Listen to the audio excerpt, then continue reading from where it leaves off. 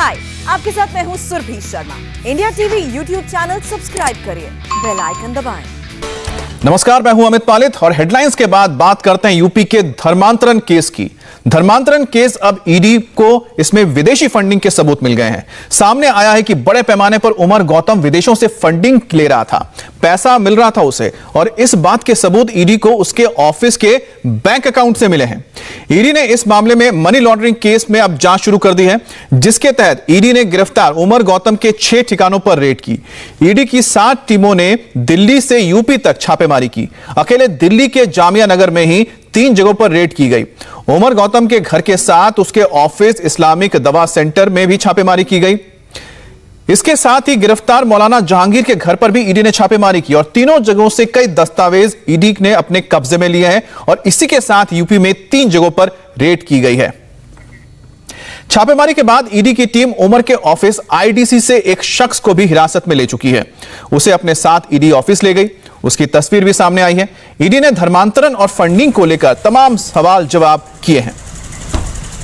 उमर के ऑफिस में ईडी की टीम सुबह 8 बजे पहुंची थी और करीब 12 बजे तक वहां पर रही। छापेमारी के दौरान ईडी की टीम को फंडिंग के नए सबूत भी मिले हैं और कई सबूत हाथ लगे हैं, जिन्हें अब वो कब्जे में ले चुकी है। क्या आपका आईडीसी से एजेंसी ईडी ने इस्लामिक दावा सेंटर समेत दिल्ली और लखनऊ में कुल 6 जगहों पर रेड की है और जिस तरीके से यूपी एटीएस ने धर्मांतरण के मामले का खुलासा किया था, उसके बाद जो ये इस्लामिक दावा सेंटर है जो कि उमर गौतम और जहांगीर यहां पर बैठा करते थे, हेड ऑफिस था उनका, ये आरोप इस सेंटर के ऊपर ये है कि बड़ी संख्या में पैसा जो है वो इनके अकाउंट्स में आया, पर्सनल अकाउंट्स में आया और जिस तरीके से हवाला रैकेट चल रहा था। इसके अलावा जो मनी लॉन्ड्रिंग एक्ट का मामला जो है वो ईडी ने दर्ज किया था, उसकी इन्वेस्टिगेशन में आज ईडी ने ये रेड्स की हैं, अकाउंट्स है वो खंगाले गए। इसके अलावा उमर गौतम के घर और जहांगीर के घर भी ईडी की टीम गई, वहां भी लोगों से पूछताछ की। यहां पर कुछ लोग हैं, उनसे बात करते हैं। क्या नाम है आपका? रफीक अहमद अंसारी। रफीक जी, कितने बजे यहां पर ईडी की टीम पहुंची थी? मुझे ये नहीं पता, मैं घर पे था अपने, मैं वहाँ रहता हूँ 10 नंबर गली में। हाँ। तो मुझे जब फोन गया तो मैं यहाँ पर आया हूँ, तब लोग ये थे बाहर सारे लोग। तो मैंने कहा 2nd फ्लोर पे जाना है, बोला वेट कीजिए आप, मुझे जाने नहीं दिया अंदर। फिर ये लोग नीचे आए, फिर वो जब बाहर निकले बोले ठीक है अब जाइए आप। मैंने जब उसको खोल के देखा तो सारा मेरा ताला टूटा पड़ा था और इसका सामान बेड पे फैला पड़ा था, ब्रीफ केस का, डॉक्यूमेंट वगैरह, जो लड़का रेंट पे रहता है उसके। और उसमें डॉक्यूमेंट में क्या मिस है, क्या ले गए, मुझे नहीं पता। कौन, किसका बैग था वो जो लड़का रहता है किराए पे यहाँ पर, खुर्शीद, मोहम्मद खुर्शीद। तो उसका कुछ इस्लामिक दावा सेंटर से मतलब है? उसका कोई मतलब नहीं है, उसका कोई लेना देना नहीं है, ना हमारा लेना देना है। हमारा अपना फ्लोर है वो, हमारा मीटर बिजली का भी हमारे नाम से है। तो कोई यहाँ पे काम करता हूँ उनमें से इस्लामिक दावा सेंटर के अंदर, जो उमर गौतम को जानते हो, जहांगीर को जानते हो? नहीं, मुझे क्या पता कौन जानता है कौन नहीं जानता। मैं तो अपने 2nd फ्लोर की बात कर रहा हूँ ना। जब ईडी की टीम यहाँ पर पहुंची थी तो इनका 2nd फ्लोर पर घर है, उसका ताला तोड़कर अंदर घुसी और जो उनका जो ब्रीफकेस थे, जो सामान था इनके, जो रेंट पे लोग रहते हैं, उसको तोड़ा गया और उसमें से भी काफी चीजें जो है वो ईडी की टीम निकाल कर ले गई है। तो जो पूरा इस्लामिक दावा सेंटर है, इसके अलावा उमर गौतम के घर और जहांगीर, काजी जहांगीर जो है उसके घर भी ईडी की टीम गई थी। इसके अलावा दिल्ली लखनऊ में कुल 6 जगह पर ये रेड्स की गई है और जो पूरी इन्वेस्टिगेशन जो यूपी एटीएस ने की थी, जिसमें बात निकलकर सामने आई थी कि धर्मांतरण के मामले के अंदर बड़ी संख्या में हवाला से पैसा आया। इसके अलावा मनी लॉन्ड्रिंग का एक्ट के तहत ईडी ने मामला दर्ज किया था और अब इस पूरे मामले में ईडी ने अपनी इन्वेस्टिगेशन तेज कर दी है। कैमरामैन प्रवीण कुमार के साथ अतुल भाटिया, इंडिया टीवी, दिल्ली।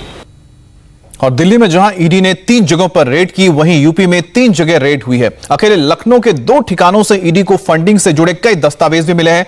लखनऊ की Al Hasan education and welfare foundation और guidance education and welfare society के दफ्तर पर ईडी की टीम तलाशी लेने पहुंची। ईडी को अल हसन एजुकेशन एंड वेलफेयर के खातों में विदेशी फंडिंग से जुड़े दस्तावेज भी लगे हैं।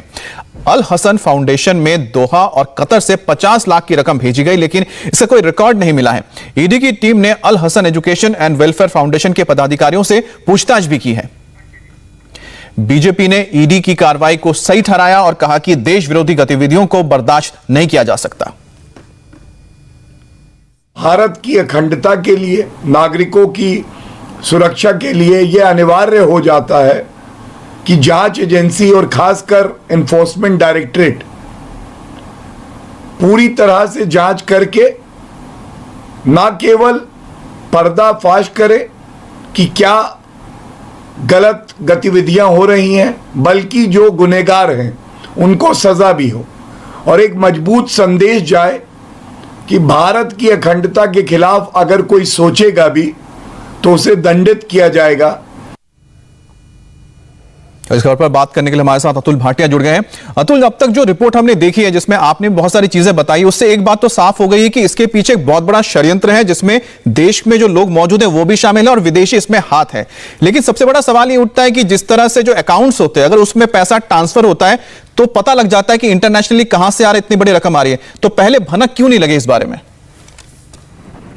देखिए, जिस तरीके से यूपीएटी से इस पूरे मामले का खुलासा किया था, उन्होंने कई अकाउंट सामने आए थे कि विदेशों से, खासतौर से गल्फ देशों से, कतर से पैसा जो है वो इन अकाउंट्स के अंदर गया। और खासतौर से इस्लामिक दावा सेंटर जो कि जामिया में है, दिल्ली के जामिया नगर इलाके में है, जो कि हेड ऑफिस था, उमर गौतम यहां पर बैठता था, इसके अलावा काजी जहांगीर यहां पर बैठता था। तो ईडी ने जब ये पूरी इन्वेस्टिगेशन सामने आया कि बड़े संख्या में पैसा जो है वो इन अकाउंट्स में, जो इस्लामिक दावा सेंटर है उसके अकाउंट्स में, और इसके अलावा जो उमर गौतम है और काजी जहांगीर है उनके पर्सनल अकाउंट्स में भी पहुंचा था।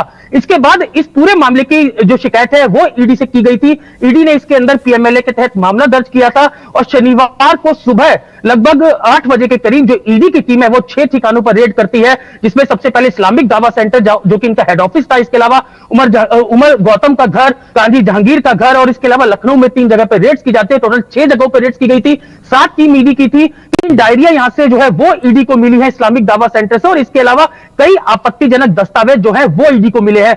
अमित, जो ईडी के टॉप सोर्सेज हैं वो हमें ये बता रहे हैं कि कई ऐसी फाइल्स मिली हैं जिसके अंदर ये साफ दिखता है कि जो पैसा है वो विदेशों से यहां पर है, उन पूरे अकाउंट्स को खंगाला जा रहा है, किस तरीके से हवाला रैकेट है उसकी पूरी इन्वेस्टिगेशन की जा रही है। और पीएमएलए यानी कि prevention of money laundering act के तहत ये पूरी इन्वेस्टिगेशन जो है वो ईडी कर रही है। तो जिस तरीके आप जिस तरह से बता रहे हैं, जो अब तक इसमें इन्वेस्टिगेशन हुआ है उसके हिसाब से यह कि जो इस्लामिक दावा सेंटर है वो कहीं ना कहीं एक सामने कोई एक चेहरा रखकर पीछे धर्मांतरण का काम कर रहे थे, यानी कि सामने एजुकेशन या कुछ और बता रहे होंगे और पीछे वो काम कर रहे थे धर्मांतरण का। लगातार इस पे जानकारी आ रही है, आप नजर बनाए रखें, हम आगे आपके पास आएंगे। बहुत बहुत शुक्रिया आपका अतुल। हाय, आई एम सुरभि शर्मा। खबरों से अपडेट रहने के लिए India TV YouTube channel subscribe करिए, साथ में बेल आइकन जरूर दबाएं। जुड़े रहें इंडिया टीवी के साथ।